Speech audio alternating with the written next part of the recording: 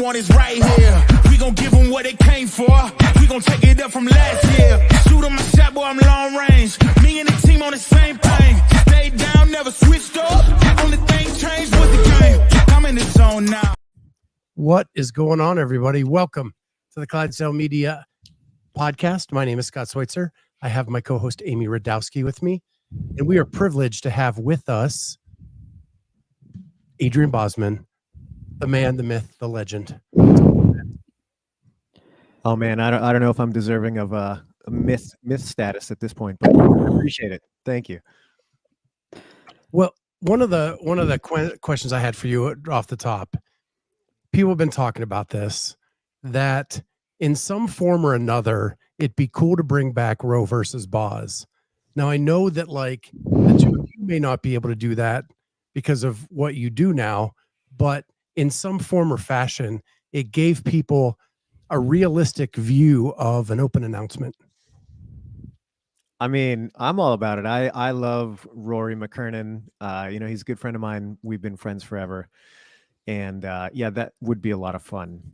Even if it was just something that was kind of unofficial, those were always good times. We do have the custom leaderboard function, and I have created that in the past. So maybe we can, just get one of those going and people can look in on it. But if I'm perfectly honest about it, dude, he's fit right now. And I think it might not go so well for me, but that's okay. That's not the point, right? Yeah, you moved away from California where you got to hang out with all your buddies at the gym. Now you're in Nashville, kind of doing it on your own. That brings me to like, what are you doing today to stay fit? It's a good question. I would say that the last year or two have not been at the highest peak of fitness for me personally, but that's all right. You ebb and flow with such things. So I do a lot of jujitsu these days, if I'm honest. That's my kind of 3-4 days a week routine. And then I had been catch can with CrossFit, but come the new year, I started getting a little bit more dedicated that way. And so right now, I'm trying to get 2 lifting sessions, 2 kind of more traditional CrossFit sessions, and then jujitsu on top of that. So that's what I've been doing since January. Hopefully, that'll put me in a decent enough position when the open rolls around that I can do okay. But you will be doing the open. Oh yeah, of course. Okay, yeah, I do awesome. it every year. Yep. Yeah. And how many years of the open is this for you? Everyone? Everyone, yes. So this will be 14th year. Nice. Yeah. I have an offbeat question. I know you're a vinyl collector. Those are my favorite kind. You're a vinyl collector. You're now living in Nashville, the music capital of the world. Does it make collecting vinyl harder or easier being there? It's a dangerous tightrope to walk. Right by my house, there's a really cool place called Vinyl Tap, which hopefully that tickles a few people out there. I think it's pretty great. But they are a used record store / music venue / kind of local pub. And that place is very dangerous, as you can imagine, because it's within walking distance of my house. So I gotta remember I have a mortgage to pay when I get around places like that. So I've been pretty good lately. But yeah, it's I would say on net, it makes it easier because there's so much happening here. There's a lot of cool record stores, and frankly, like every second person you meet is doing something musically, which is really cool. And so I like to support people that I know directly like that whenever I can. So that's always fun. It seems like a nice place where you can go and connect with other people with those similar interests outside of CrossFit as well. Yep. Yeah, for sure. Dude, Corey, you know Vinyl Tap? Oh no, he's just saying close to 11. I get it. Yeah, Grimey's is a good one too. Not a taxidermy deer, says Adrian. No, that's not the one I wanted. We don't want to answer that question. I'll answer that question. Adrian, could you beat Pat Sherwood and Helen today? Can we get a very not random showdown? Would I beat Pat Sherwood and Helen today? Absolutely yes, because he's like 9 weeks post hip replacement.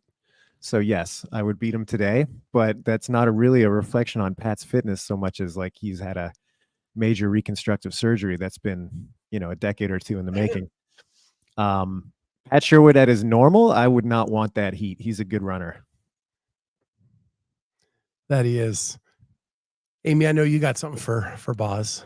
So hypothetically, let's just say somebody who's been coaching CrossFit, around CrossFit, maybe 10 years or so, was thinking about going for their level 3.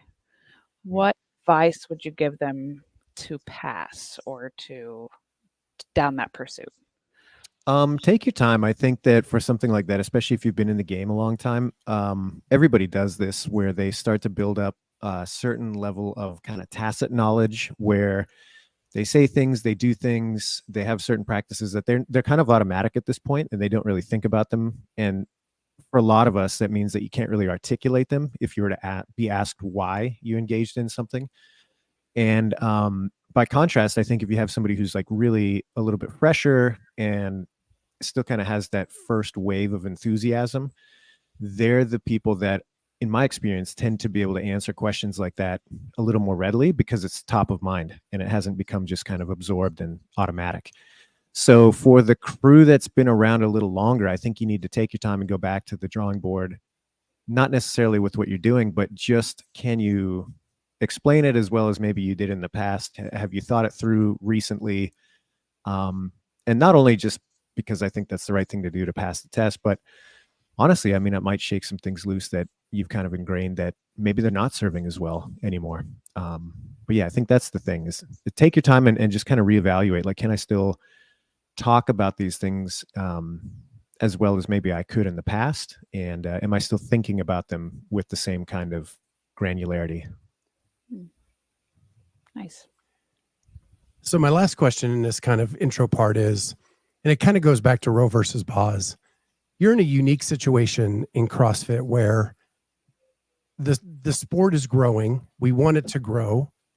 And, but yet everybody wants you to pay homage to the past. So how do you balance the two, or are you still trying to figure that out?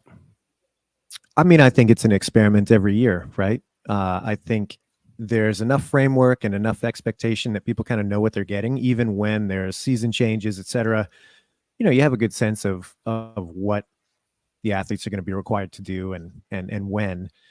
But it is tricky, you know, because you can't go back. And I feel like everybody's kind of victim of this at some point where, like, sooner or later, all of us, we kind of have nostalgia for a time that maybe never really existed. You know, you take a look back and you kind of idealize it. But for those of us that lived through it, you're like, yeah, there were some amazing times there, but like, it was not perfect. You know, there was some awesome things that we developed on the fly that we experimented with. It worked out well, but man, there were plenty of things that didn't go to plan, that weren't really good successes, that we had to learn the hard way from too.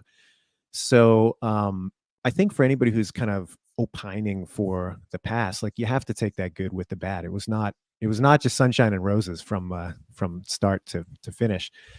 So I'm rambling a little bit, but I think it is trying to find that tightrope of like, hey man, it should be classic CrossFit. It should be classic to the roots of what we know this thing to do, but we have to know where we are. I mean, it's 2024. Things have moved past 2012. We're just not there anymore, no matter how much somebody might wish it to be. Speaking of tightrope, will we see one? No. Okay. I can absolutely put that one out there. No slack lines this year, no tight. We're not going that old school for those of you that, you know, pore over the old journals looking for things that we haven't done yet that are referenced there. No slack rope this year. All right. I love how you said that. At least in the open, you know. Yeah. Okay. The open. Yeah, sure. Quarterfinals, no promises. All bets are off at the quarterfinals. Yeah, I'm glad you said that, because I want nothing more than this sport to grow and move forward. And I feel like there's this tug pulling us back. And in order to grow, we have to reach a new audience. So if we keep speaking to the audience we already have, we're not going to move forward in that way. And so I'm glad that you put it that way, that the past wasn't perfect. And, you know, we were all complaining in 2013 and 14 just as much as we are today. maybe about some different things, but Right. Right. So, talking about a big change, we're moving to Fort Worth, Texas, yeah. which is a massive change. Tickets went on sale today. If you didn't get yours, they were moving fast. Last I checked. So make sure you get out there and get your tickets. How does having the CrossFit Games be 90% indoors affect the way you're going to program and tell the story throughout this year? Well, I don't want to put a percentage on it, but you're right. I mean, we are going to highlight that venue. It's an amazing venue. It's the nicest venue that the CrossFit Games have ever been hosted by, bar none. It was built in 2019, so that'd give you just kind of a sense of the modernness of it. And one of the things that is unique about it, number one, the competition floor is huge, so that gives us a lot of utility. But there's also a lot of technical things in the back end that the broadcast team doesn't have to worry about because the venue's so new. They can basically plug in and show up. And so that'll give us some more opportunities on how we present the games, which is kind of nice. So to answer your question about programming, really it's just trying to maximize that competition floor that we do have. And then when we do go offsite, for some of the things that may occur, we just have to be really conscientious about when we're doing that and what effect that's going to have on the athletes. I think that's everybody's top of mind, right? We get reminded regularly that, hey, it's hot in Texas. We're like, oh, we hadn't noticed. We had no idea.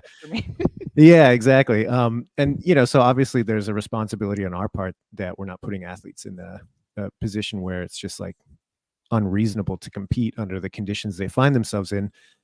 And, we're looking at ways that we can do that creatively. But yeah, the big one is that competition floor. I mean, it is awesome. It's a huge canvas with a lot of options.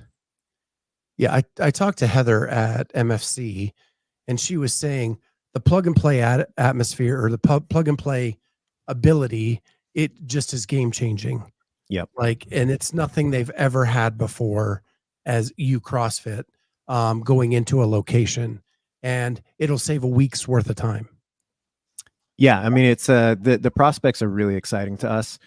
And again, it's one of those things where it's kind of strange to talk about with an audience that, they may never have been involved with a big event. And it's difficult to kind of wrap your head around what actually goes into something like that and how many people it takes to pull off and the coordination around it. And so when some of those things are alleviated, sometimes, people may not notice that initially because they're just watching the competition and enjoying it as they always have, without, maybe as much knowledge as to how much of a difference it really made for the team that has to run it.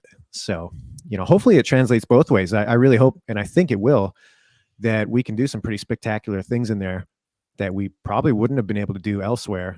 And it's also easier for the team to pull that off. So in my opinion, that's what we're all driving at, is kind of this win-win. So I have a big question, because you told me on a previous podcast, riding your bike between the venues was your way of clearing your mind. You don't have multiple venues now. Oh, I hadn't thought about that, Scott. You're stressing me out now. So I have to figure something out. Bike or? Yeah, maybe. No. The whole point is that you have to travel. The Echo Bike's not going to do it. Yeah, I think I'm going to have to figure something out there. Maybe it'll just be like a hot lap around the parking lot, just like a fake travel somewhere. I don't know. I got to put some thought into that. Well, is a venue big enough you can just ride it through the venue? It could be. Yeah, maybe not when it's in full swing and everybody's running around though. Yeah. Whip through Vendor Village real quick. Yeah. And Dave and I could do races around the parking lot. There you go. Charge admission, make some more money. There you go. Yeah, perfect. Sideshow. That'd be your row versus Boz right there. I feel more confident that I'd be able to hang with Row on a bike. So maybe that's an option. I don't know. He's there in Mayhem. All they do is bike now, right? Yeah, but he's old and banged up, and he's got a little mileage on him. So,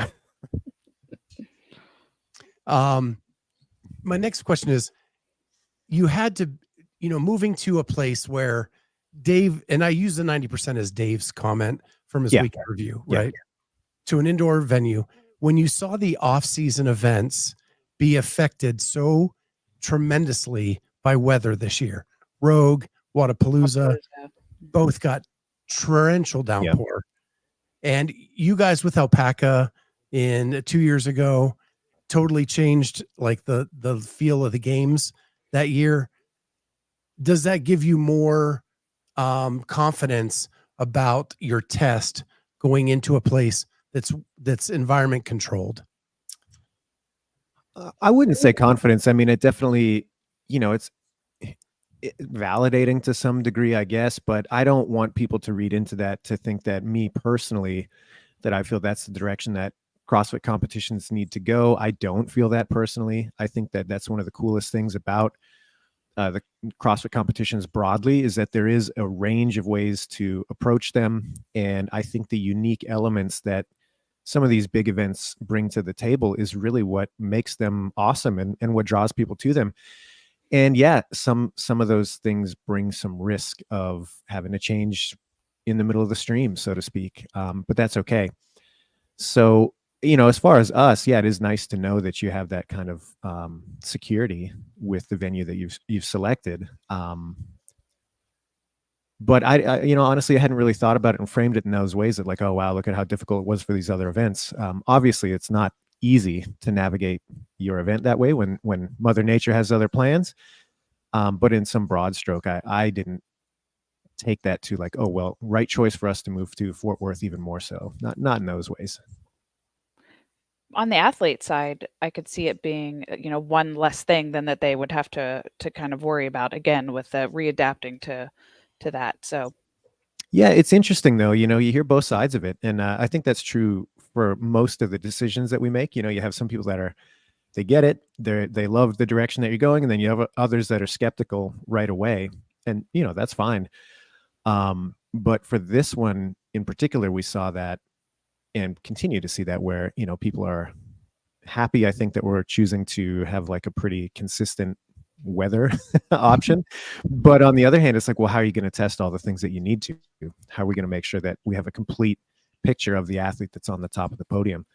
And I think that's a valid question. We do have to solve for that not everything that you want to test in a broad test of fitness is going to be available in a Coliseum setting. And in taking it a step further, the spectators in 21 and 22, you had to evacuate the campground. That's right. To get people and take them into the Align Energy Center for safety reasons. Amy and I were in hotels. The one hotel, the water came through the window. Mhm. It rained so hard that one night. And then the second year, like it woke everybody up in the hotel because of how bad it was. It's got to be good from a spectator's point of view, knowing you're not going to be sitting in the rain or being evacuated from a campground has got to be a luxury as well. I would hope so. I mean, that's definitely, something that you never want to have happen. It makes a good story in retrospect, but at the time, it's definitely pretty stressful. And it is wild that, one year we came in, I think it was Sunday morning, I believe it was 22. And, there are people sleeping in the kind of, employee areas of the Coliseum underbelly because there was nowhere else to go, and they were all evacuated from the outdoors. So yeah, I mean, it's, yes, I hope it results in a better experience for everybody. So going to this new venue, it's going to have a new feel. Are you excited about the prospects of what you guys are going to be able to do in that environment? Anytime you have a new frame on your picture, you can do some different things. Yeah, for sure. I think it's kind of like I said when we were talking about the level 3, where, you get into a groove of doing something, you adopt these habits. Maybe they're great habits to adopt, but sooner or later you might stop thinking about them in such scrutinizing terms. And I think that's certainly true for remaining at a venue for many years. Like we've been in Madison since 2017, and we know that venue really well now. We know how to operate that venue really well. But anytime you move to a new location, I've been lucky enough now that we moved from Aromas to Carson and Carson to Madison, now Madison to Fort Worth. And seeing those transitions, it's like it always makes you reevaluate what has become business as usual and does it need to be business as usual. And in doing some of that, you uncover some things that you're like, oh, why didn't we think about it this way and approach it like this sooner? That's really cool. So, not only is the venue, I think, really going to support the event, it does put our team in a position to rethink some things that, they may have been great and an awesome fit for Madison, but they might not be the best fit for Fort Worth. So how can we make that even better? And that's fun. To me, it's like a giant puzzle. You get to kind of re-examine all the pieces again and say, okay, does it actually fit together best this way, or is there another way that we can do it? Well, thinking about your team, now that Dave's back, how have things kind of changed with that? It's been great. It's really nice to have another, head that we can bounce ideas off of. It's really cool because, there's certain responsibilities that are kind of more in my domain, and obviously he's got his own responsibilities in his domain.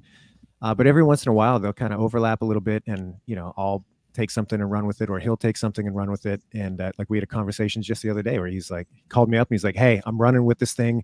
Don't do any more work on it. I want to take the first stab." I'm like, "Cool, awesome," And other times it'll be the inverse. And so it's fun. It's really nice to bounce ideas off of each other that way. And I mean, man, Dave and I have had a working relationship since 2006. And, Dave's a friend of mine. We get along really well. And we have the type of relationship where we can shoot each other really straight. There's not a lot of pulled punches. Like if it's a dumb idea that Dave doesn't like, he's going to tell me right away. And same thing, like if he's talking about something, I'm like, dude, I think there's a way better way to do this. We're not going to beat around the bush, and we're going to try to get to that best outcome. So it's great. Like I really enjoy, and I'm actually really thankful that I get to work with Dave in that way.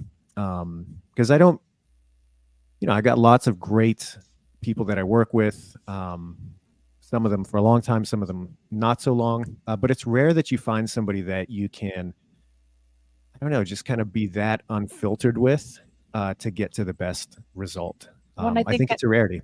I think that takes a lot of trust with somebody, and that takes time to build that relationship in order to have that kind of trust. Yep. And the other, Dave has admitted that he never got to mentor anybody into kind of what he did. Do you feel like that's happening now? Like he's becoming more of a teacher during these times? Or are you still just friends and shooting it straight? That's a great question. Without putting it in those terms, yeah, I guess some of that has happened. Some of it's just the nature of Dave's got a lot of responsibilities, and he can't, no single person can do it all. And so some of those responsibilities that I inherited and have still maintained since 2022, there was kind of questions about like, well, what do you want to pick back up? What can you pick back up? And some of those things that I've retained, it's like, yeah, it's nice to have that kind of, I don't know if it's necessarily directly mentorship, but that sounding board from somebody who's been in that hot seat for that long. So yeah, I guess it is kind of a de facto mentorship. Got to go through shit together. True. Yeah. You guys have been through a lot in 16, 17 years? Yeah, it's crazy to think about that. When I first started CrossFit, it was just like a really awesome thing that I was fired up on, and that's all I wanted to do with my time. And, they started expanding the seminar team and asked if I would intern, which I did. And eventually they said, hey, we're going to pay you to show up. Like it blew my mind. I was like, well, awesome. I'll be here anyway, but yes. And so the point I'm trying to make is like, I never expected to have a career in anything, period. Never mind doing this really crazy thing called CrossFit. And so like, I do look back sometimes, and it's kind of mind blowing to me that A, it's been that long, and B, like, I've managed to stick it out. It's been really great. Couple quick questions from the audience. Predictions on open signups this year? Lots. I bet we get 350,000 people. Wow. That's I think where we're gonna. That's my hope. And you can choose to answer this or not. Do you still talk to Greg? I don't talk to Greg regularly, but I did see him at Legends in December. So that's cool. He and Sevon showed up, and so I got to catch up with him a little bit there. Yeah, that was great. I'm trying to think the last time I talked to him prior to that. It'd been a while. So yeah, it was nice to catch up. Cool. So the other person that came into your life about a year and a half ago is CEO Don Fall. And I want to ask just the overarching question: what kind of support do you? Because I've been a very staunch supporter of Don since he took over. I like what he says. I know that some of it is CEO speak, but I'd like to dive into it and try to figure it out. And I've been a very staunch supporter of him. What kind of support do you get from Don? This is a great question. And I would say that number one, Don was put in a really hard spot. I think it's, man, I could not imagine coming into CrossFit in the modern era and being plunked down and said, and being told, hey, you got to figure this business out. There's a lot going on there. And he inherited a lot of good things with that. And he inherited a lot of things that, maybe weren't as smooth as they could have been. And so I think to Don's credit, what he's really tried hard to do in my eyes is get the different groups talking to each other more and soundboarding off of each other. Kind of my point about how important that is between Dave and I. It's like, yeah, if you have the seminar team and they're not talking to the affiliate team, like that's a real problem. And so when people have plans interdepartmentally, the people inside the company can't be the last ones to know. And unfortunately, in the past, that has been the case. And so I think he's done a lot of work to help build trust within the team that, hey, we're going to talk about these things together. We're going to move forward together. And, in that way, I think that's very supportive. Because like I said, in the past, sometimes it's like, hey, you hear something and the next thing you know, it's out in the open public and that's the direction you're moving. You're like, wow, I didn't work here for 10 years and I didn't know that was coming down the pipe. So I'm going to try to phrase this in a way that makes sense, but you've been around since the beginning. Well, not quite. I'm like second wave, kind of. So this whole thing started with as a barbecue at Dave's Ranch. Oh, we're talking the games? Yeah. And through that, as you grew, there were missteps taken in the way things were communicated, in the way things were done. Now we're going through this wave with Don Fall, and he's learning on the fly as well. And it's almost like a repeat, in my opinion, from the early days of the games. Do you feel that being inside for both waves? I'm curious what you mean. Like, I'm not sure I follow. It's a repeat from the early days. Like, in what way? So I think, and Don himself has admitted, like, that communication could have been better on this announcement or that announcement. Sure.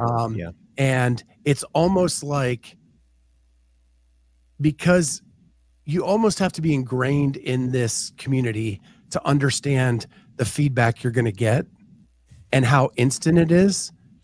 And it's almost like he's going through what you all went through in the early 2010s.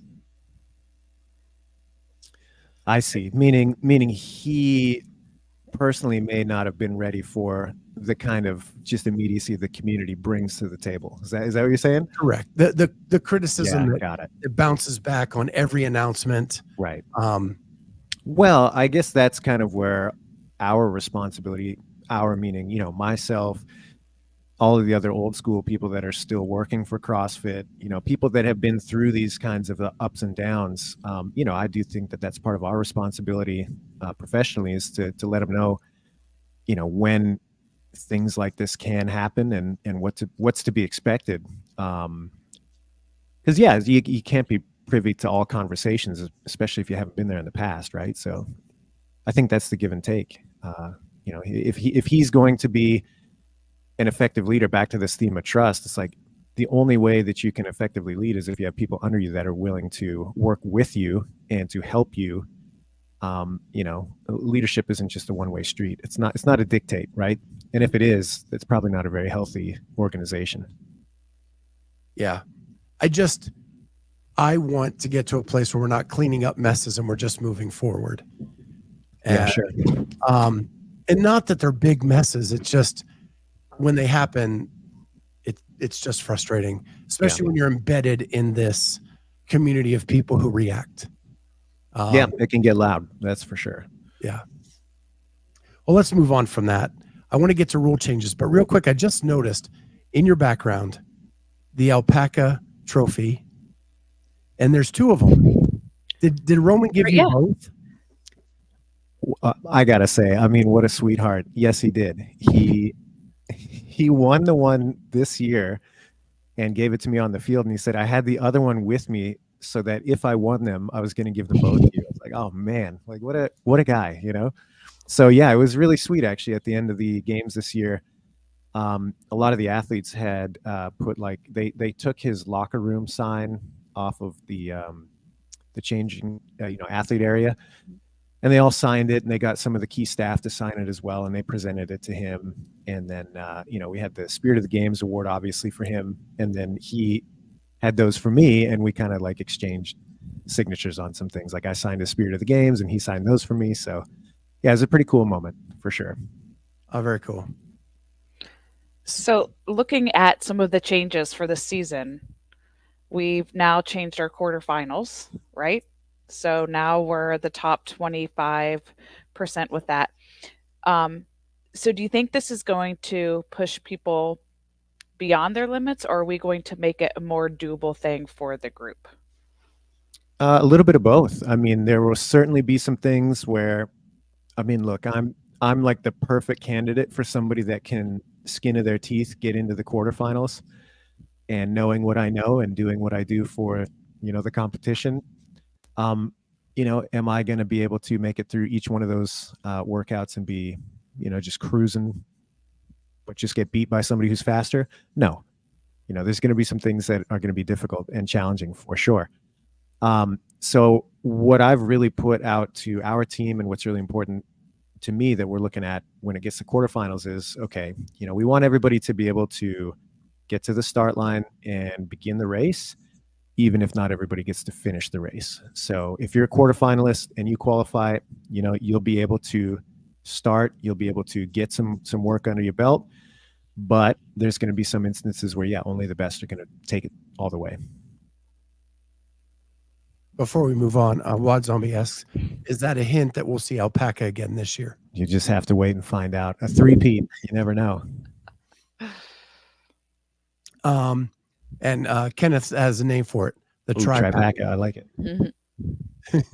Mm-hmm.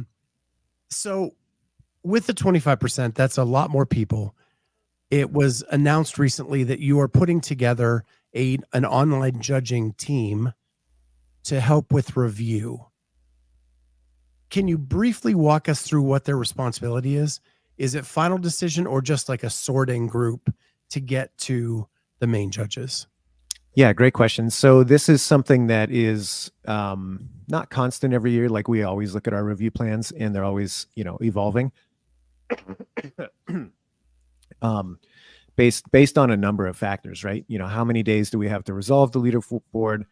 How many reviews can we support within that time? How many athletes do we have progressing? How many people do we have available?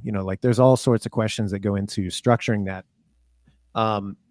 But broadly, the process for the person working is relatively similar year over year. So if you're just a review judge that's on that team, you are not making final decisions in most cases, unless it's, complete catastrophe. What you are doing is making notes, making sure that you are accurately, assessing what's happening in front of you. And if you believe that a penalty needs to be levied, then that's going to be put up to the next layer of team lead. And so then the team leads will take a look and they'll, make a determination.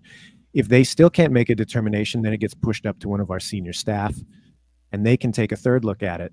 And then regardless of the outcome, the athlete can always appeal the decision, and all they have to do is contact us and let us know. There's a time frame that they have to do that. And if that happens, then that'll trigger another review from a separate person that has not already been involved in those initial reviews. So all that to say, I think the misconception, because things happen there's no way for somebody to have full visibility of that process because of the decentralized nature of it. I think that leads people to fill in the blanks with information that's not correct sometimes, where it's like, oh yeah, I just have some judge firing off a decision on me and it's just some faceless person that I'll never get the context. Like, no, the process is more involved than that. And there's going to be multiple people looking at your video if a major penalty is levied. So that's really important for people to understand. And also important for people to understand that appeals process, we take that really seriously, and we do make sure that it's not the same person that was involved in any step of that review along the way that fields your appeal, so that it's a fresh pair of eyes. They get to see it again in the light of day. And it does happen sometimes where there's a disagreement. The person that fields the appeal looks at it and they say, you know what? Yeah, I think this judge was incorrect. I think this was the wrong decision, and it does get overturned. So, yeah. Speaking of the judging, this year's judging course, big fan. Oh, good. Thank you. I thought it was great. It was very comprehensive, but it just flowed together so much smoother than years prior, I think. Yeah, credit to the team on that. That was Dave Eubanks was a big driver of that project this year, and hats off to the team. That was a big focus. Was, hey, we've heard feedback from the judges course year over year, and I think the most frustrating thing about it is having to retake some of those sections again and again. If you get the wrong question, that can be pretty infuriating. So how can we alleviate that? It sounds like from a lot of the feedback we've got that we did a pretty good job with that this year. I think so, for sure. And just to finish up the online judging, it's not just like you sign up and you do it. It's an application process. Correct. These are people that have done it in the past, who have a history of judging. And so it's not just me and Amy in there just picking who we like. Correct. Yes. Right. Yeah, there's a whole process, and it's, and that's one of the things that, again, it's a tough part of the season because of the timing, right? We, meaning the team resolving this competition, we're always at a bit of a time disadvantage because the scores get submitted, the competition's over, everything's kind of said and done, and then it takes us a long time to sort through the volume of video reviews and to do it correctly, meaning, yeah, it's not just a judge making decisions unilaterally, and there are multiple people in this process. Yeah, it takes a long time, and that's why we have this, period where the competition's over, but we still have that 10, sometimes shorter, depending on how quickly we can get through things, period of time where the results aren't final. And I get that that's a little unsatisfying because you're like, man, the competition closed on Sunday or whenever it was, and it's now the next Saturday and we still haven't gotten final results. What's the deal? Well, that's because we're taking the time to go through it and, execute that process. Sarah Cooper asks, what are the red flags that would trigger a review? It depends on, there's several. There's the video submission standards that are outlined in the rule book. So if those aren't followed, that's a red flag right out the gate. There's obvious ones like not doing the workout in the right order or with the right weights or with the right rep scheme. That's obvious stuff right away. And then the more routine stuff is just the movement quality itself. Are these repetitions being done to standard? And if there's a problem there, then that's going to get flagged and more people are going to have to take a look. So I want to move on to semis real quick. And that is a couple of things I really like and one thing I really don't. So I'm just going to be transparent. Yeah, cool. So semis, first of all, back to the event organizers. I love that. These are people that do this year over year over year and are really good at what they do. You have Loud and Live doing, and these are just examples, Loud and Live doing the Carson semifinal. You have the 12 Labors crew doing Syndicate Crown. Those guys are good at what they're they incredible. do. Yeah. Why was that decision made? Just after a year doing it, we're done. It really just comes down to, we have people that are, as you pointed out, they're skillful at what they do. They've done it in the past. They've got a track record of being able to do these things really well. And then the reality of the size of our team and, semifinals last year being involved with the larger semis that we hosted it was a big stretch for the team, you know, and there was a lot of impact on that we're like, we had to take a hard look and say, okay, is this something that we can realistically support year over year over year? And getting back to the thread that we talked about before, like, do we need to commit to doing this the same way? And, you know, after re-examining it and looking at it, you know, a bunch of different ways, that was the best outcome, was to, you know, let's again tap into some of these people that have a proven track record of throwing great events and have them run with it. At the games, Dawn, during a press conference, said, you guys are really financially stable during the Open and really financially stable at the games.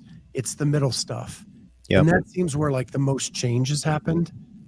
And so I love that he said that, and now the actions taken are matching that up. But here's the one I don't like. And that is give it to me. The cuts in North America and Europe from 60 to 40. Yeah, fair enough. I think that that's a fair criticism, you know, especially given the competitive depth. Totally understand that argument. I can see where people, you know, they're going to have issue with that. You know, one of the things that Dave was very big on was, okay, we've got all these different stages. Each stage is run a little bit differently. Even within each stage, there's discrepancies from region to region. It just makes the whole thing really hard to follow as a fan and, you know, sometimes as an athlete. And so one of the big directions that he gave, you know, at the end of last year was we need to look at ways that we can be more consistent across the board. You know, so you know the number of qualifiers, you know the number of seats available, et cetera, et cetera. And, you know, that transcends even to, if we look at the competition structure for quarterfinals, you know, the last couple of years you had one competition schedule for the teams and one for the individual groups, and they all had slight variations to them. This year it's like, no, we're going to run them all in a similar fashion. They open on the same day of the week. They close on the same day of the week. There's about as routine execution of that as possible. And so we're, you know, really kind of stemmed out of those conversations. It's trying to make things more consistent. But I do understand that argument of like, hey, you know, you have a lot of depth in these regions and there's athletes that were on the bubble that, you know, they're not going to be there this year. So I do understand that. Yeah. And we, I mean, this show really embraces the semifinal athlete. So I think that And bubble athletes, it really hits us hard that will be taken down a bit. But you're going back to Carson for semis, which I really dove in both volunteering and then media after you left Carson. So I've never been. Oh, wow. So I'm super excited to finally get there. But I have this question. Are we going to have consistent programming throughout all the semis again? Yes. So the semifinals will all be the same program. Yep. Now, obviously, there's going to be venues that have various footprints. You know, like the Carson Tennis Stadium is a little bit of a different size than maybe a convention center somewhere else. So, you know, there may be minor concessions given to each region so that they can fit it within the confines of their venue, but the program will be the same. Okay. Because in my head, I'm like, how logistically are you going to be? It's one, it's outdoor. Two, it's a different shape than like a basketball court. Yeah. And so how are you going to be able to pull that off? Yeah. And again, it's just looking at, you know, the floor layouts may change slightly from region to region based on their venue restrictions, but the program itself is going to be the same. Okay. Sounds good. And I'm excited. That's going to be a blast. And it's so cool that they're going back. Those West Coast region athletes, like that's going to be such a fun event. I can't wait. Corey says, in other words, it'll be regionals. Exactly. Yeah. That's one of the hidden, most difficult things of running CrossFit Games season, in my opinion. That's always been one of the hardest things. Like the games, you get to the games and you literally have an army of people that are willing to make changes on the fly, adjust as needed. You know, it's not to say it always goes perfectly, but there's a willingness to adapt, and it's only one show. And so if a change of plan happens, sometimes people don't even know because they didn't know the original plan until the updated plan was executed. Right. When you contrast that with something like semis or regionals, man, regionals were very, very difficult to run because the game was replication. You've got, at one point we had like 12 different semi or regional events, and we're running different venues in different countries, often in different time zones with different layouts. And we're trying to be as consistent as possible, replicating that with different staff, different volunteers. Very, very challenging thing to do. And so, that's always the goal, is to try to get it to be as close across the board as you can. But I think the more mature approach is like understanding that, certain venues are going to have certain limitations, and that doesn't mean that we have to try to force it into, the same box, and the programming can still remain the same. It just looks maybe a little bit different. It's so funny you talk about that, because my first games volunteer experience was very different than regionals, right? At the games, I was working North Park 17 strongman sphere. That changed like 3 times before we ever took the floor. And we're back in one of those barns, like just practicing how to load the equipment, get it ready. And then there'd be a change and we'd have to do it again. And you're right. There's just a super team of volunteers and people all willing to practice that and do that on a moment's notice. Yeah. And again, contrast that in the semifinals, regionals kind of sphere. Any decision like that has such a long tail, not only in executing it on site, but trying to communicate to the other regions so they can do the same, updating the documentation so everybody's looking at the same thing. It's just, there's a lot more involved to try to get that many people on the same page across different areas than it is to, have to do it once. Even if it is on a huge stage, obviously the games, doing it once it's a different thing. So we're going to get into age groups now. And Corey says, Scott, tell Boz, I said, thank you for making Masters semifinals top 200 again. So you're saying there's a chance. Yeah, right on, Corey. Go get him. You did visits to the pit, to Legends, to Wheelwad, yep. And I saw Heather at MFC even. What were your takeaways and what were you trying to achieve by making those visits, knowing that they're going to be split off and running it for the first time? Yeah, really just wanted to show some support to those event organizers. It's a little bit of hubris to think you're going to show up and like help them out. It's like they know what they're doing. That's why we've selected them as events to take these divisions. And so really it's like, hey, if we're on site and we can connect the dots on some things, or if they do want to talk and pick our brains about ways that we approach things, we were happy to do that. And in some instances we did. But really it was just about relationship building and making sure that they understand that, like, yeah, we're taking this seriously and they're really important partners to us. And so we're going to show up. It was as simple as that. What will your involvement be with the programming there?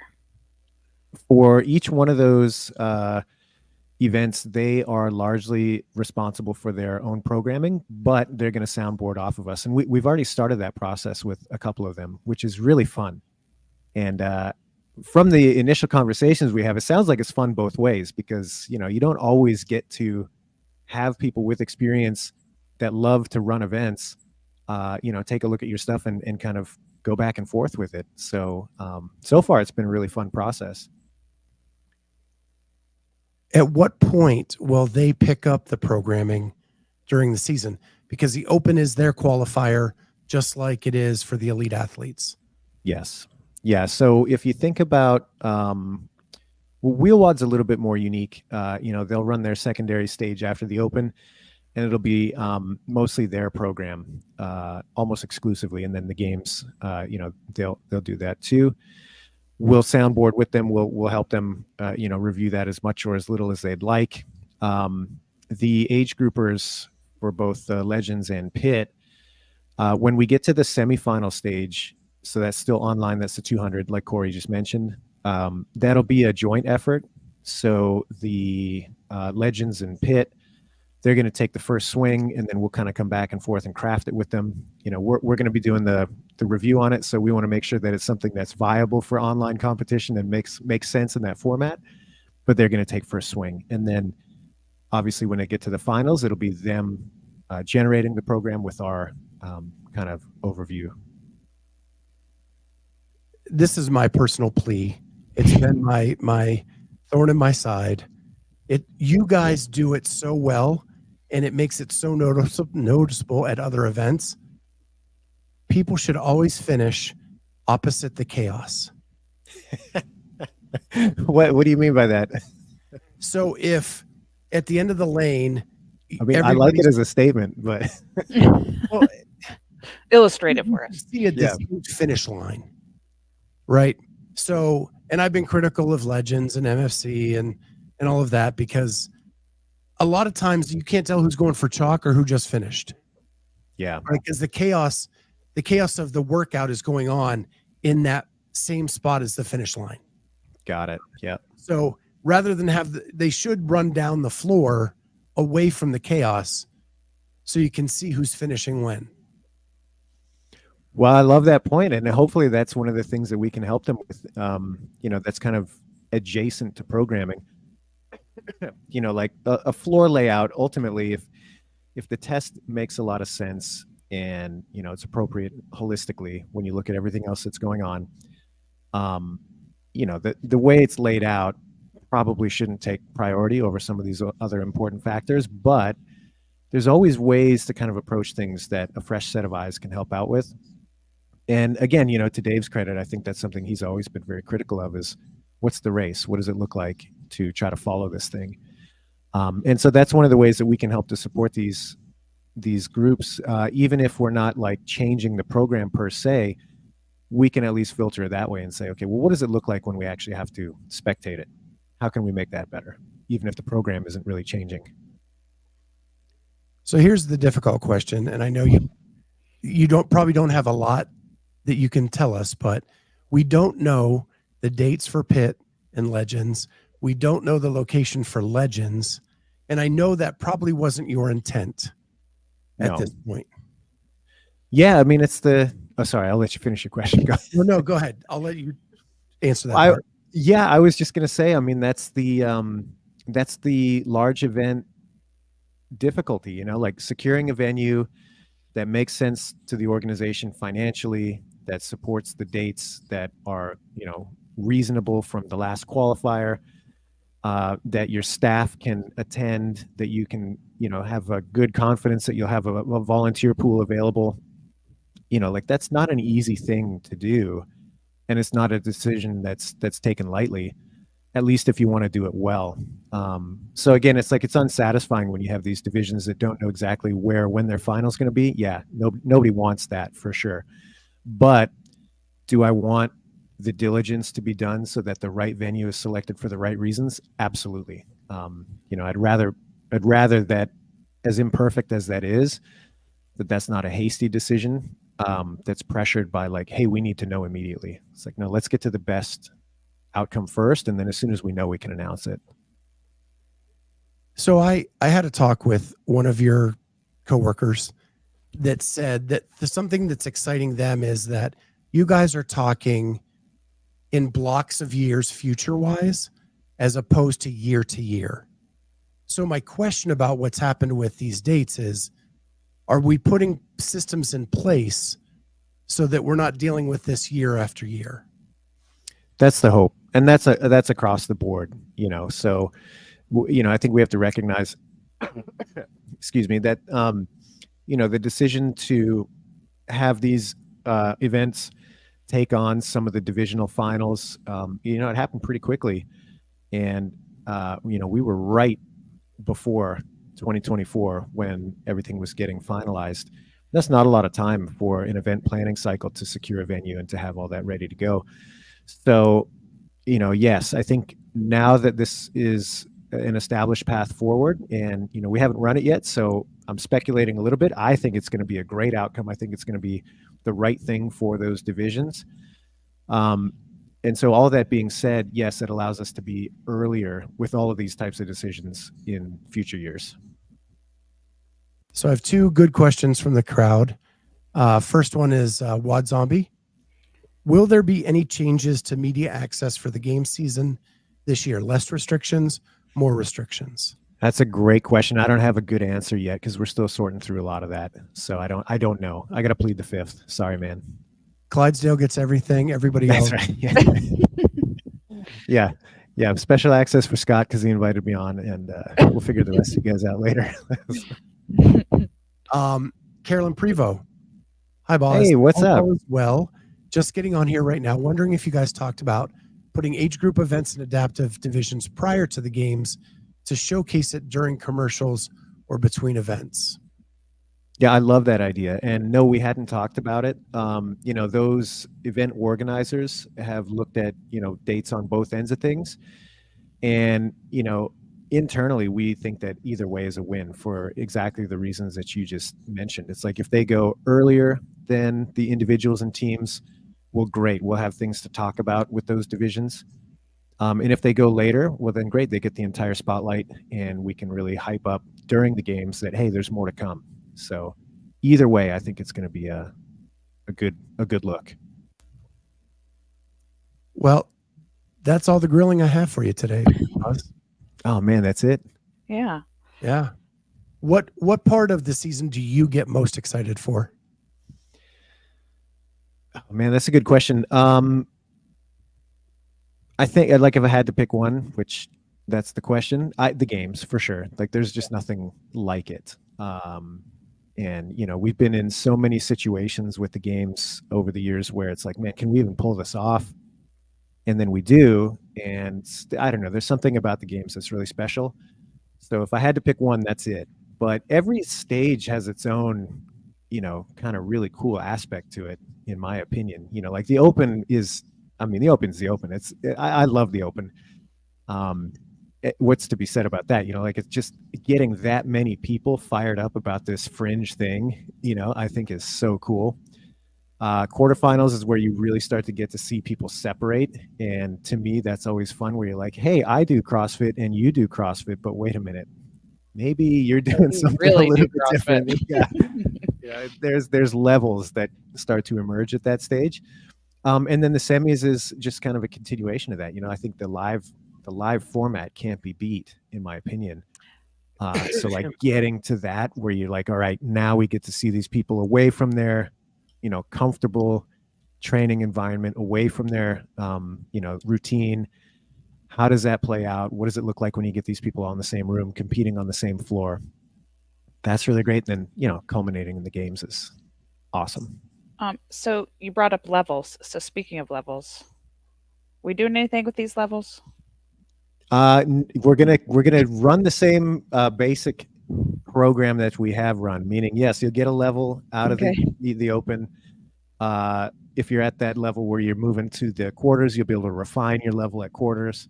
Okay. And we don't have a huge expansion on that for this season. But again, we're looking at, hopefully, back to the point about years out, that this will be something that we can continue to slowly evolve over time to the point that it trickles down into the community, even with events that maybe aren't, directly tied to us.